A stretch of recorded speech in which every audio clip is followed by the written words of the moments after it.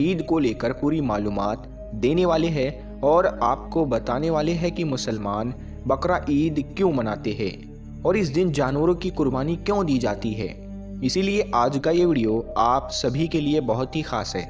आप हिंदू हो या मुसलमान, आप इस वीडियो को आखिर तक ज़रूर देखें और मेहरबानी करके इसे शेयर भी कर दे ताकि बकरा ईद आने से पहले पहले ये वीडियो और भी लोगों के पास में पहुंच जाए।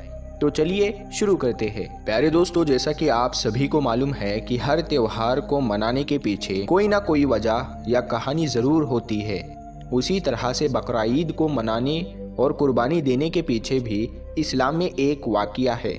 याद रखें, अल्लाह ताला अपने महबूब बंदों से यानी कि अपने नबी और पैगंबरों से बहुत मोहब्बत किया करते हैं और वक्त वक्त पर उनका इम्तिहान भी लेते रहते हैं। इसी तरह से एक बार हज़रत इब्राहीम अलैहिस्सलाम का भी इम्तिहान लिया गया। हज़ारों साल पहले की बात है कि एक रोज़ हज़रत इब्राहीम अलैहिस्सलाम अपने घर में आराम फरमा रहे थे कि उनकी आँख लग गई, यानी कि आप पर नींद गालिब हो गई। तभी आप अलैहिस्सलाम ने अपने ख्वाब में देखा कि अल्लाह ताला आपसे फरमा रहा है, ए इब्राहीम, आप अपने सबसे प्यारी और अजीज़ चीज़ को मेरी राह में कुर्बान करो। प्यारे दोस्तों, याद रहे, नबियों और पैगंबरों का ख्वाब कभी भी झूठा नहीं हो सकता। इसीलिए हज़रत इब्राहीम अलैहिस्सलाम ने ये ख्वाब सच जाना और अपनी अजीज़ चीज़ को अल्लाह की राह में कुर्बान करने के लिए तैयार हो गए। उस वक्त हज़रत इब्राहीम अलैहिस्सलाम के पास में काफ़ी तादाद में ऊँट हुआ करते थे। इसीलिए सुबह होते ही आपने उन ऊँटों में से 100 ऊँटों की कुर्बानी दे दी, यानी कि 100 ऊँट अल्लाह की राह में कुर्बान कर दिए। मगर फिर जैसे ही दूसरी बार आपकी आँख लगी तो फिर से अल्लाह ताला की तरफ से आवाज़ आई कि ए इब्राहीम, आप अपनी सबसे प्यारी और सबसे अजीज़ चीज़ को मेरी राह में कुर्बान करो।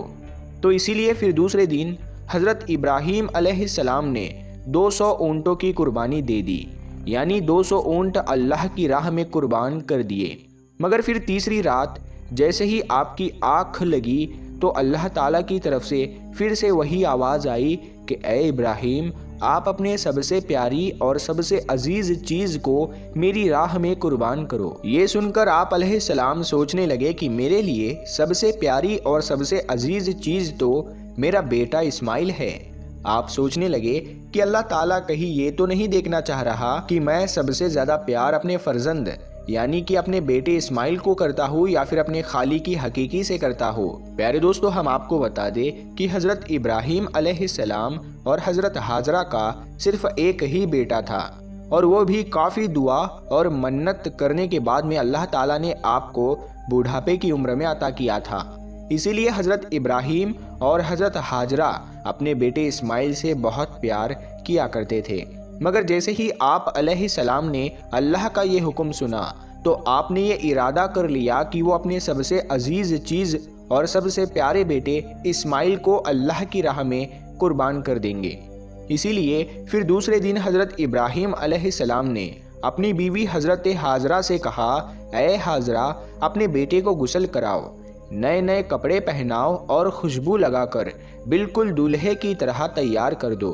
आज हम अपने एक दोस्त के घर पर दावत पर जा रहे हैं। ये सुनकर आपकी बीवी हज़रत हाजरा बहुत खुश हुई और खुशी खुशी से अपने बेटे हज़रत इस्माइल को तैयार कर दिया। फिर जब हज़रत इब्राहीम अलैहिस्सलाम अपने प्यारे बेटे इस्माइल को लेकर फ़िलिस्तीन से मक्का की तरफ रवाना होने लगे, तभी आपके घर में एक शैतान दाखिल हुआ और वो आपकी बीवी हज़रत हाजरा से कहने लगा, ए हाजरा, क्या तुम्हें पता भी है कि तुम्हारे प्यारे बेटे को कहाँ पर ले जाया जा रहा है?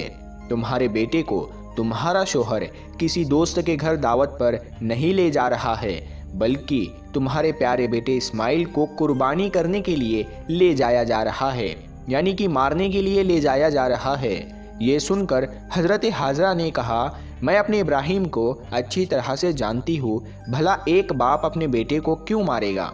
तो ये सुनकर शैतान ने कहा कि तुम्हारे शोहर इब्राहीम ने एक ख्वाब देखा है जिसमें अल्लाह ने तुम्हारे प्यारे बेटे इस्माइल की कुर्बानी मांगी है, इसीलिए इब्राहीम इसको कुर्बानी करने के लिए ले जा रहे हैं। तो ये सुनकर आपकी बीवी हज़रत हाजरा फ़क्र से कहने लगी, ऐ शैतान, तुम पर लानत हो। अगर मेरा बेटा अल्लाह की राह में कुर्बान होने के लिए जा रहा है तो मेरे लिए इससे बड़ी खुशी की बात और क्या होगी। ये तो मेरा एक बेटा है। अगर मेरे पास हज़ारों इस्माइल भी होते तो मैं खुशी खुशी उनको अल्लाह की राह में कुर्बान होने के लिए भेज देती। ये सुनकर फिर शैतान हज़रत इस्माइल के पास गया और कहने लगा, ऐ इस्माइल, क्या तुम्हें पता भी है तुम्हारे बाबा तुम्हें कहाँ लेकर जा रहे हैं? वो तुम्हें किसी दावत में नहीं बल्कि तुम्हें मारने के लिए ले जा रहे हैं। वो तुम्हें अल्लाह की राह में कुर्बान करने के लिए ले जा रहे हैं। तो ये सुनकर हज़रत इस्माइल अलैहिस्सलाम ने फरमाया कि अगर मैं अल्लाह की राह में कुर्बान हो जाऊँ तो मेरे से बड़ा खुशनसीब फिर कौन होगा। ये सुनकर शैतान बहुत मायूस हुआ, इसीलिए फिर वो हज़रत इब्राहीम अलैहिस्सलाम के पास पहुंचा और कहने लगा, ऐ इब्राहीम, अपने प्यारे बेटे को कुर्बान करने के लिए क्यों ले जा रहे हो? तुम्हें पता भी है कि तुम्हारी यह कुर्बानी अल्लाह की बारगाह में कबूल होगी भी या नहीं? और दूसरी बात, जब तुम अपने इस बेटे को कुर्बान कर दोगे तो फिर बुढ़ापे में तुम्हारी खिदमत कौन करेगा? बुढ़ापे में तुम्हारी देखभाल कौन करेगा? ये सुनकर फिर हज़रत इब्राहीम अलैहिस्सलाम ने कुछ पत्थर उठाए और शैतान को लानती कहकर मारने लगे। ये देखकर शैतान वहां से भागने लगा। दोस्तों, कहा जाता है कि तभी से मक्का में हज के दौरान शैतान को पत्थर मारा जाना शुरू हुआ। इसी वजह से हज के दौरान शैतान को पत्थर मारा जाता है। फिर हज़रत इब्राहीम अलैहिस्सलाम अपने बेटे को साथ लेकर वहां से चल दिए और आगे बढ़ने लगे। थोड़ी दूर जाने के बाद में आपने अपने बेटे से फरमाया, ऐ इस्माइल, क्या तुम्हें पता भी है कि हम आपको अल्लाह की राह में कुर्बान करने के लिए ले जा रहे हैं? तो ये सुनकर आपका बेटा हज़रत इस्माइल अलैहिस्सलाम कहने लगे, बाबा जान, इससे बेहतर मेरे लिए और क्या होगा कि मुझे अल्लाह की राह में अल्लाह के एक नबी कुर्बान करने के लिए ले जा रहे हैं। लेकिन बाबा, मेरी एक इल्तिजा है, जब आप मेरा गला काटोगे तो आप वो देख नहीं पाओगे। इसीलिए पहले आप रस्सी से मेरे हाथ और पाँव को अच्छी तरह से बांध लीजिए और मैं चाहता हूँ कि आप भी अपनी आंखों पर एक पट्टी बांध ले ताकि आपको मेरे गले पर छुरी चलाते वक्त तरस ना आ जाए। बस फिर क्या था, हज़रत इब्राहीम अलैहिस्सलाम ने अपने प्यारे बेटे इस्माइल के हाथ और पाँव बांधे और अपनी आंखों पर भी पट्टी बांध ली और फिर अपने हाथों में एक छुरी लेकर आसमान की तरफ देखा और कहने लगे, ऐ अल्लाह, अगर आप मुझे 1000 इस्माइल भी देते तो मैं खुशी खुशी के साथ में उन सब को आपकी राह में कुर्बान कर देता। ये कहकर आप वो छुरी अपने बेटे इस्माइल के गर्दन पर चलाने लगे तो इतने में अल्लाह ताला ने फरमाया, ऐ जिब्राइल, जल्दी से जाओ, जन्नत से एक जानवर को लेकर ज़मीन पर जाओ और इस्माइल को वहाँ से हटाकर उसकी जगह वो जानवर को रख दो। इब्राहीम इम्तिहान में कामयाब हो गया है। जैसे ही हज़रत इब्राहीम अलैहिस्सलाम ने गर्दन पर छुरी को फेरा तो खून बहने लगा, मगर उसके बाद में आपने जैसे ही अपनी आंखों से पट्टी को हटाया तो आपने देखा कि आपके पास में ही आपका बेटा इस्माइल सही सलामत खड़ा हुआ है। फिर आपने जैसे ही नीचे की तरफ देखा तो आपने देखा कि उसी जगह पर एक दुम्बा, जिसको हम भेड़ कहते हैं, वो कुर्बान हो चुका है। ये देखकर हज़रत इस्माइल अलैहिस्सलाम ने अल्लाह का शुक्र अदा किया।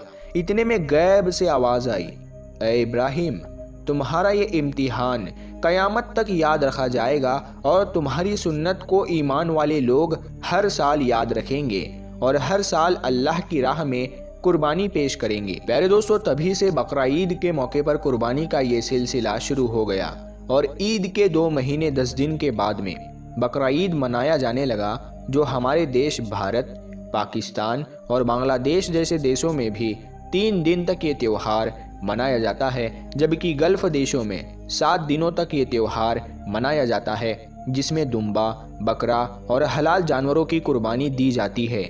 याद रखें, कुर्बानी के गोश्त को 3 हिस्सों में बांटा जाता है। पहला हिस्सा गरीबों और मिस्कीनों में बांटा जाता है, दूसरा हिस्सा रिश्तेदारों में दिया जाता है और तीसरा हिस्सा खुद अपने घर में रखा जाता है। दोस्तों, ये थी हमारी आज की वीडियो कि मुसलमान कुर्बानी क्यों देते हैं। आपको ये वीडियो कैसी लगी हमें कमेंट में ज़रूर बताएं।